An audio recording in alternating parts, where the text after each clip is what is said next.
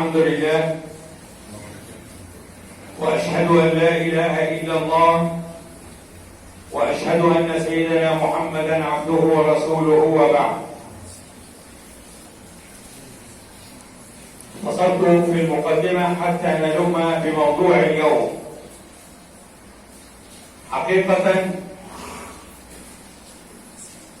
بحثت في تحضير هذه الخطبة في أكثر من مكان، سواء كان في الكتب أو على الإنترنت، فإذا بي لا أجد أحدا يتحدث في هذا الموضوع،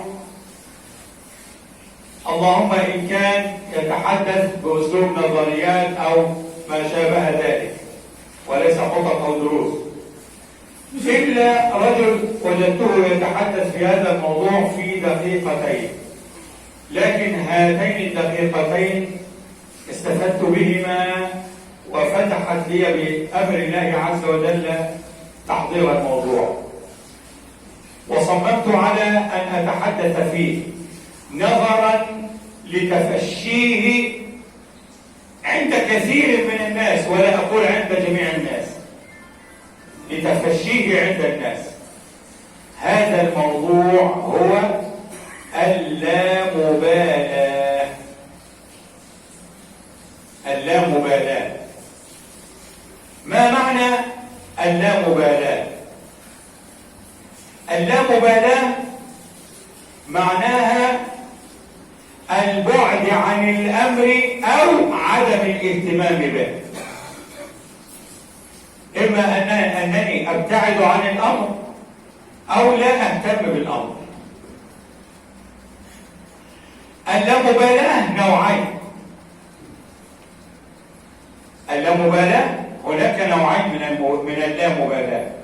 لا مبالاة محمودة، يعني مطلوبة وتأخذ أجر من الله عز وجل إذا فعلتها، لا مبالاة محمودة. والنوع الثاني لا مبالاة مذمومة تعاقب عليها. اللامبالاة المحمودة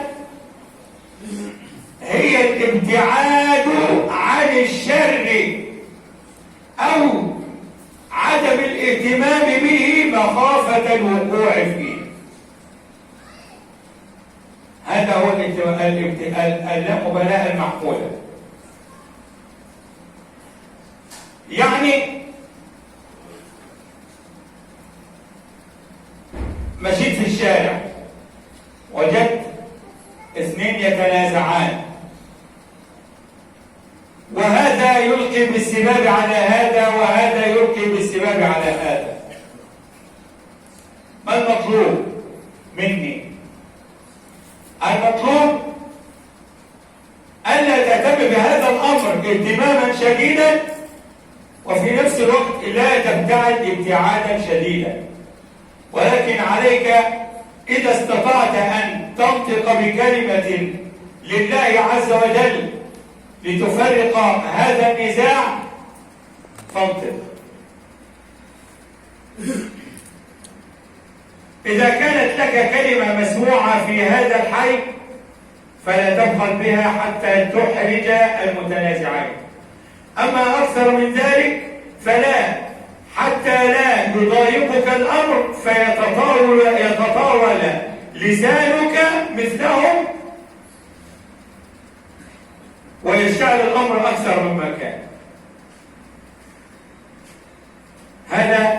هذه لا مبالاة محمودة. لا مبالاة محمودة أن يطلب منك أن تشهد زورا. معلش وانت يهمك امرنا والموضوع ده مش هنعرف نمشيه الا ما تشهد كده شهاده، وبرضه هنكرمك، يعني مش هتطلع من الموضوع كده يعني، بس تيجي تشهد الشهاده دي عشان نطلع من الموضوع والواد ابن الكذا ده نعرف نربيه، بس هو الواد مظلوم. فيدخل ليشهد شهادة زور. هذه لا مبالاة بالله عز وجل، لم يفكر في عقاب الله عز وجل.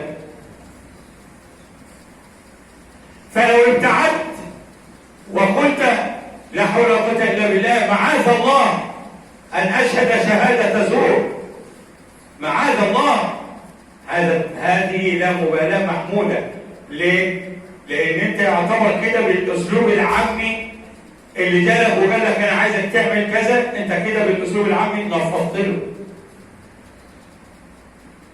كونك إنك تلاشيت هذا الشخص ولم تسمع كلامه، رغم أنه جاء من الجائز أن يكون هناك جمائل بينك وبين هذا الرجل، يمكن الرجل ده عامل لك خدمة في يوم من الأيام، يمكن كذا، لكن هل عشان الشخص ده عامل لك خدمة في يوم من الأيام أشهد شهادة زور؟ لا، مهما كان الأمر.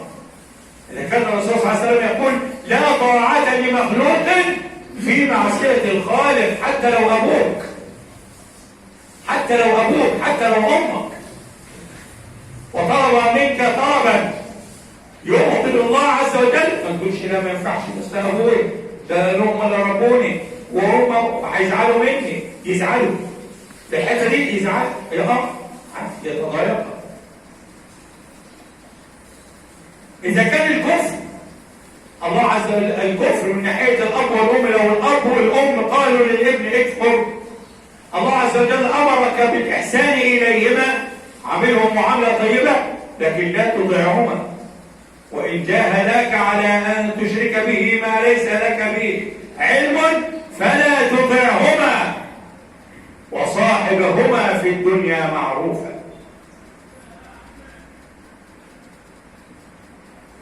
فكلامنا عن اللامبالاة المذمومة. اللامبالاة المذمومة إن الرجل يسمع الكلام ويقول تحت أمرك ويروح معاه ويشهد شهادة زور ويبقى كده طنش ربنا سبحانه وتعالى. واحنا مين عشان نطنش ربنا؟ احنا مين اصلا؟ نكون احنا مين اصلا؟ مهما علت وجهة الواحد فينا، في النهاية نحن من؟ امام الله عز وجل حتى يتلاشى الانسان امر الله عز وجل. اللامبالاة يمكن ان تحدث من الإنسان على نفسه، ويمكن أن تحدث من الإنسان على أسرته، ويمكن أن تحدث من الإنسان على مجتمعه. من ناحية الإنسان على نفسه، الله عز وجل يقول بل الإنسان على نفسه بصيرة ولو ألقى معاذيره. مهما تحاول يوم القيامة أن تأتي بمعاذير لن تقبل في فعل أي شر أو فعل أي معصية. فأنت عندما تجد أمرا من الله عز وجل يأمرك بعدم معصيته وينهاك عن المعصية ثم تأتيها، فأنت عندك لا مبالاة بالله عز وجل وقد ظلمت نفسك. والله عز وجل يقول ثم أورثنا الكتاب الذين اصطفينا من عبادنا فمنهم ظالم لنفسه. النوع الثاني اللامبالاة بالأسرة.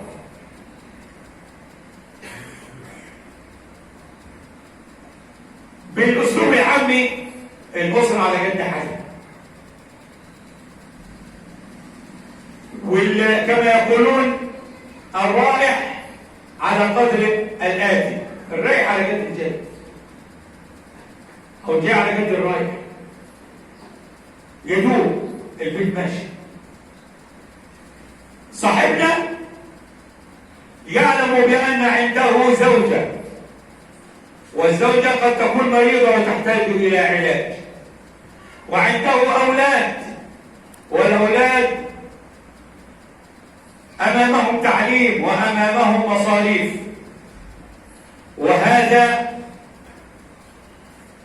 يجلس في البيت ولا يعمل. وإذا أتاه عمل فإنه يذهب إلى العمل بقدر ما يأتي بمال يستطيع أن يأتي به بسجائر. يعني الموضوع كله إنه يجيب لنفسه سجائر.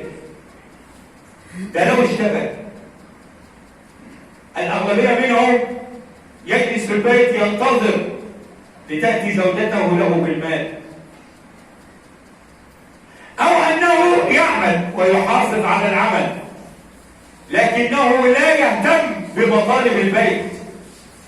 أهم شيء أنه يهتم بمطالب نفسه فهو فقط عنده لا مبالاة ببيته، بزوجته، بأولاده، إلا بنفسه. الله عز وجل يقول مثل هذا: أنت تعمل في الدنيا وبراحتك، الله عز وجل يترك لك الفرصة في أن ترجع، لكن كما تدين تدان.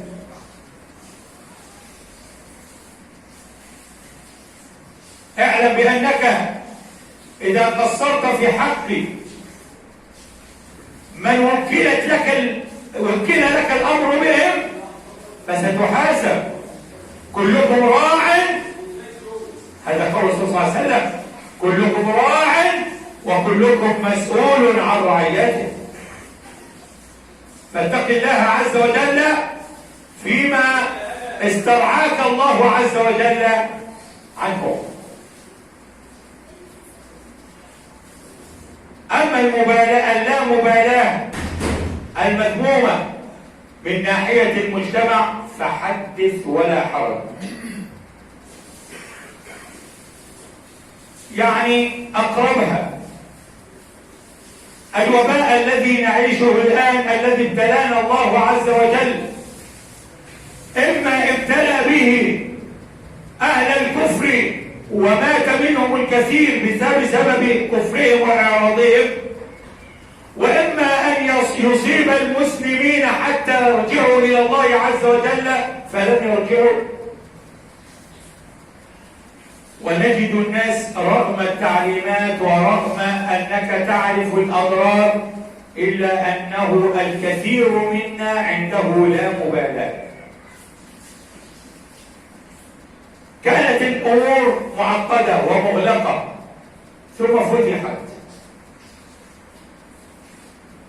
هل نعيب أنها فتحت في أماكن كثيرة من البلدان وأتصل وأتكلم مع ناس في بلدان أخرى نجد أن التعليم أونلاين، نجد أن الأمور فيها إغلاق كثير، لكن هل معنى ذلك أننا نقول المفروض كانت الأمور مغلقة؟ لا، نحمد الله عز وجل على أن الأمور فتحت، لكن هل معنى أن الأمور قد فتحت نتعامل باللامبالاة وكأنه ليس هناك شيء؟ يعني كانت هناك عزاء، كان هناك عزاء اللي بنسميها سهرة، فأذهب أجد أن الكراسي بجانب بعضها والناس تجلس بجانب بعضها، وخلاص طالما الأمور فتحت وعادي عايز تعمل سهرة يبقى معنى كده الناس تقعد جنب بعضها. ده نوع من أنواع اللامبالاة. ما المانع أن السهرة تفعل لكن الكراسي تتباعد ما دام أن الأمر هناك شارع وهناك سعة؟ هذا نوع. أفراح وزحام، أسواق، زحام، هذه أنواع من أنواع اللامبالاة. في المسجد، والله في المسجد أمر فيه لا مبالاة بمعنى الكلمة. كنا نصلي الفجر، حتى أنا سألت نفسي أقول هذا الرجل ما الذي أتى به؟ لماذا يأتي؟ ونحن نصلي ورجل يدخل وطوال الصلاة سعال رهيب، نحن نسميها كحة رهيبة ولا يستطيع أن يأخذ نفسه. ما الذي أتى به؟ الله عز وجل عذرك وأنت تأتي. هل تظن بذلك أنك هكذا ستكتب عند الله مجاهد جاهدت نفسك وأتيت إلى الصلاة؟ لا، ستحاسب امام الله عز وجل. ان تفشى الامر وانتشر المرض بسببك. لو تحدثنا عن هذا الموضوع لا نستطيع ان ننهيه. اقول قولي هذا واستغفر الله لي ولكم فاستغفروا الله والغفور الرحيم.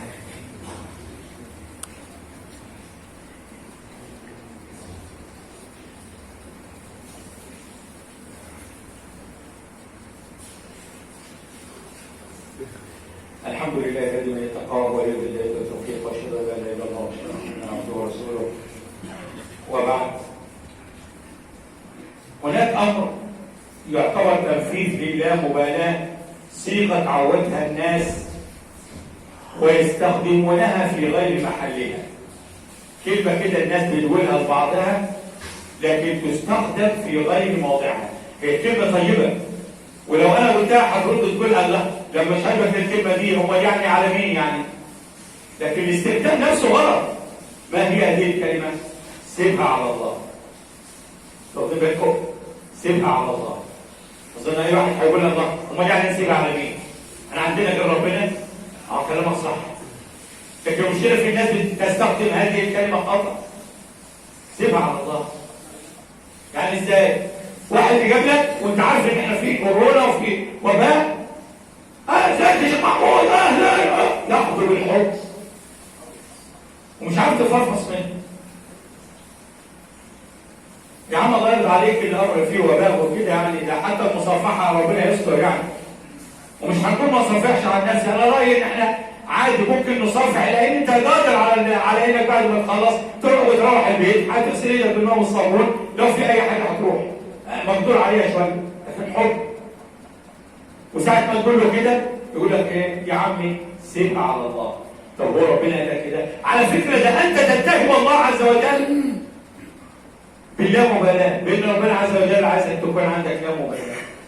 يعني انت تستخدم امر في غير موضعه. سيبها على الله. مع ان الله عز وجل قال، مع ان الرسول صلى الله عليه وسلم قال لا ضرر ولا ضرار.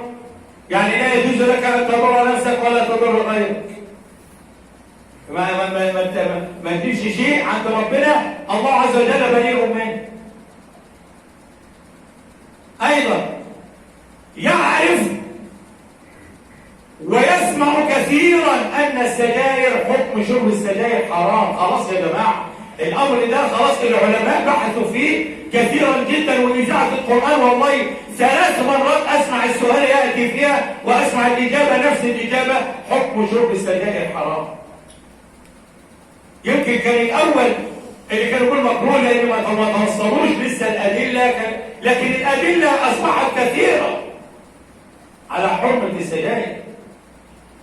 وساعه ما تقول للواحد السجاير وحكمها ويا اخي وصحتك وكذا، مفيش غير الرد ده، خليها على الله.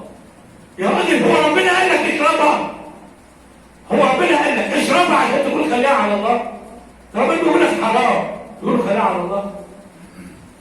يا ناس اتقوا الله عز وجل في الصيغ التي تخرج من فمكم.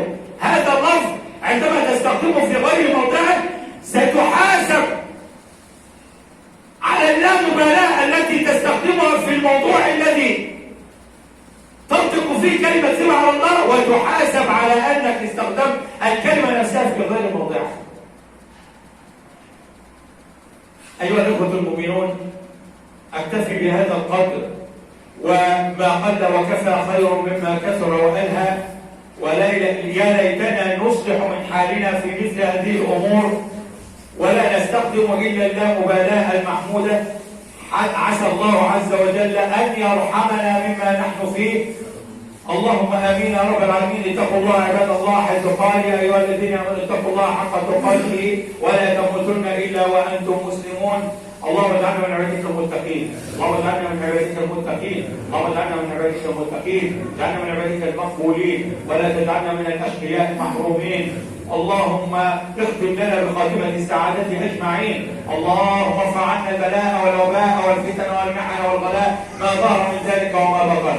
اللهم انصر دينك وجودك واولياءك وعبادك الصالحين، انصر دينك وجودك واولياءك وعبادك الصالحين، انصر دينك وجودك واولياءك وعبادك الصالحين. عباد الله، ان الله يأمر بالعدل والاحسان وايتاء ذي القربى وينهى عن الفحشاء والمنكر والبغي يعظكم لعلكم تذكرون. اذكروا الله العظيم يذكركم واشكروا على نعمه يزدكم ولذكر الله اكبر والله يعلم ما تصنعون. واقيموا الصلاه.